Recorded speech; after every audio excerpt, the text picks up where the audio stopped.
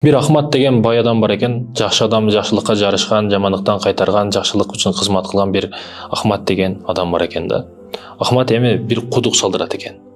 Жакшылыктын эң чоң, жакшылыктын эң жакшысы билип алыңыздар, кудук чыгарып, суу чыгарып бериш адамдарга.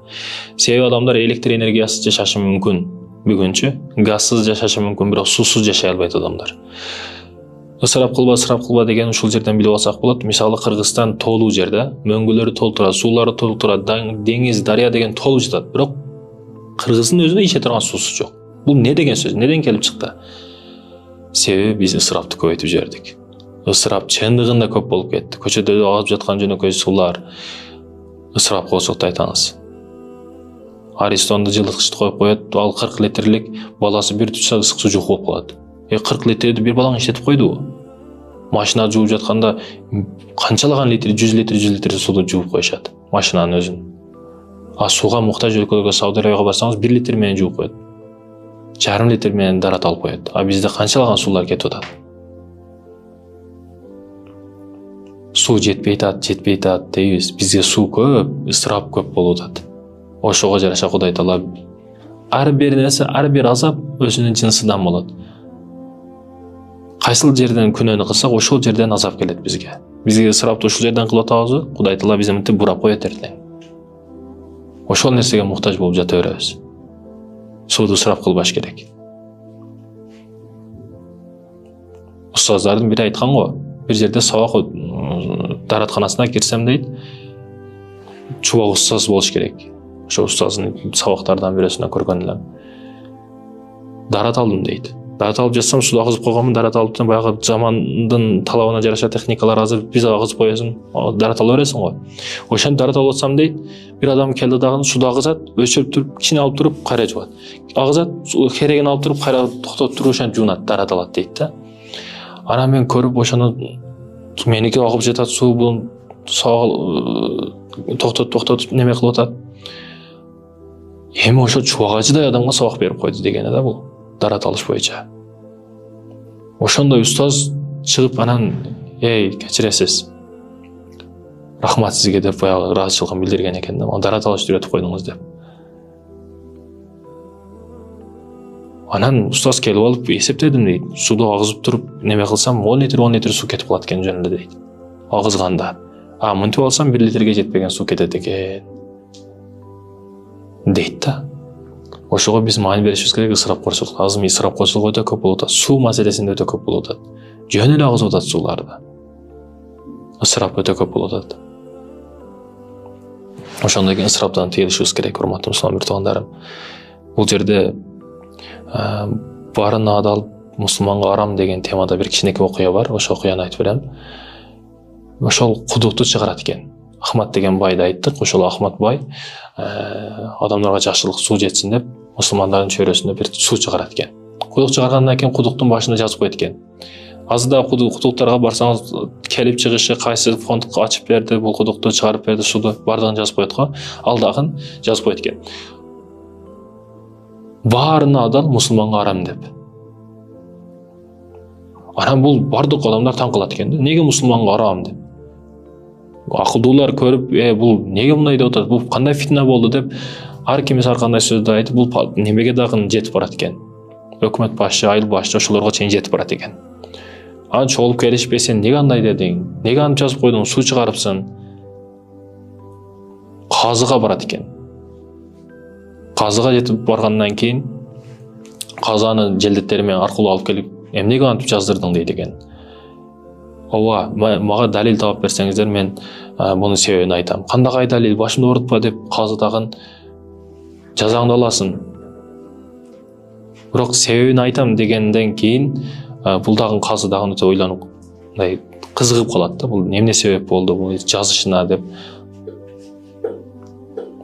Падышага жолуктурсаңыз айтам дейт казыга. Ошентип падышага жолуктурат. Падыша дагы бул нерсеге кызыгып калат да. Кудукка эмне үчүн антип жаздырганыга. Падышага жолуккандан кийин падыша дагы ушундай суроону берет. Эмнеге жаздырдың антип? Мусулмандарга жакшылык кылайын депсиң, бирок мусулманга арам деп койсуң, баарына адал деп койсуң. Бул эмне деген маани десе? Бул карап туруп падыша бул далил талап кылат. Мен айткан нерсени кылышыңыз керек. Ошондой себебин айтам. Ошондо падыша макул, кылам, эмне дейсиң дейт. Азыр жөн эле сыртка челеттериңизди, аскерлериңизди чыгарыңыз дагы, бир христианбы, католикпи, еврейби, каалаган адамдан бир улуттан адамды алып келиңиз ушул жерге. Эч бир себепсиз камап коюңуз дейт. Эч кандай себепсиз камап коюңуз, не болошун көрөбүз дейт. Барат дагы еврейлердин бирөөсүн себепсиз эле алып келип камап коет.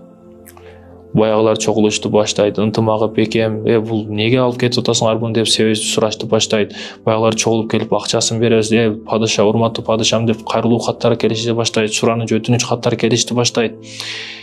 Падышам бул күнөөсүз жерден камалып калыптыр, эмне болду, не болуп кетти деп бардыгы келишти баштайт. Айтор келбеген адам калбайт да падышага. Жада калса башка өлкөлөрдөн каттар келип, бул айыпсыз адамды эмнеге үчүн камап койдуңар деп тынымсыз каттар адамдар келишти баштайт. Баягыны чоктоп.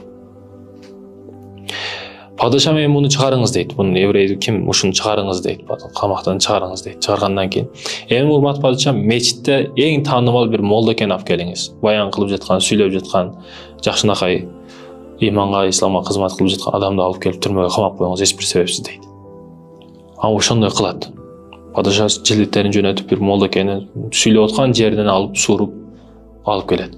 Бирок мечитте бирөөсү туруп, бул молдоке эмнеге мынтип кыласыңар, андай кыласыңар, неге алып кетип атасыңар деп сурап дагы койбойт. Камап койгондон кийин бирөөсү дагы келбейт. Бир мусулман не болуп кетти, молдокеге неге андай дедиңер деп келип дагы койбойт. Себеби коркот да, мени шерик экен деп ойлоп калбасын дейт. Мени да кошуп камап койбосун дейт. Мурдагы сахабалардын духу эч нерседен кайткан эмес да. Мойнуна кылыч такап турсаң дагы не Аллах үчүн эч нерседен коркпойм дейт. Колуну кесип салса экинчи колун көрсөтүп, муну дагы кестей турган эркек сахабалар болгон да. Бүгүнкүлөр кичине пистолеттин учун көрсөтсөң болду, бет бар жогу качып кетет. Бизде дух жок, мусулмандарда. Дух жок, биригүү жок. Бириксек дух болот. Эгерде духубуз болбосо, кулагыбыз менен салтып ачсак да калып бекер да. Адамда дух болуш керек. Кээде күчү жок слабый адамдарды көп иштерин кылып бергендигин билебиз. Неге? Себеби анда дух бар да. Баягы мусулман момунга эч ким келбей коет, эмне болду деп. Ошондо баягы Ахматбай карап туруп, падышам, бул мусулман адам, аалым адам. Азыр чөйрөдөгү сөздөрдү караң дейт. Адамдар ушул молдоке камалып кетиптир. Бул молдокеге биз ишенип жүргөн экенбиз. Бул мындай кылмыш керек экен да. Мунун аркасында имамчылык, намаз окуп жүргөн экенбиз. Ошо намаз окуган күнөрүбүзгө кечирим сурайлы Кудайдан деп адамдар ар кандай сөздөрдү айтып жатат да. Эми ушундай мусулмандарга суу бериш адалбы, арамбы дейт. Мен кандай жазыптырмын деп баягы Ахматбай падышадан сурайт. Мындай момундарга суу бериш керек, бербеш керек дегенде, уларга бир тамчы дагы бербеш керек дейт падыша. Ооба, урматтуу мусулман бир тууганым, кыссадан кысса, ысырапка жол бербешибиз керек. Анан чындап мусулман болуп, бирдикте ынтымакта болушубуз керек. Эй балапан, төрөлдүң, башыңды жерге салба, башыңды көтөр. Кайсы кыйынчылык күн келбесин, башыңды көтөр. Башыңа 1000 түйшүк проблема келбесин, ал күнүң өтөт. Акчасыз да, акчалуу да күнүң өтөт. Болгону акчалуу жердин башка бетиндесин, акчасыз жердин башка бетиндесин. Ар бир күнүң өтөт. Кандай болбосун түнүң дагы өтөт. Бирок эч качан сынба. Жылмаюу менен дагы күнүң өтөт, жылмайбасаң дагы күнүң өтөт. Акча болсо дагы күнүң өтөт, болбосо дагы күнүң өтөт. Ошон үчүн күл, жашоодон ырахат ал. Болуп жаткан окуялардан өзүңө терс сабак алба, пайда ал.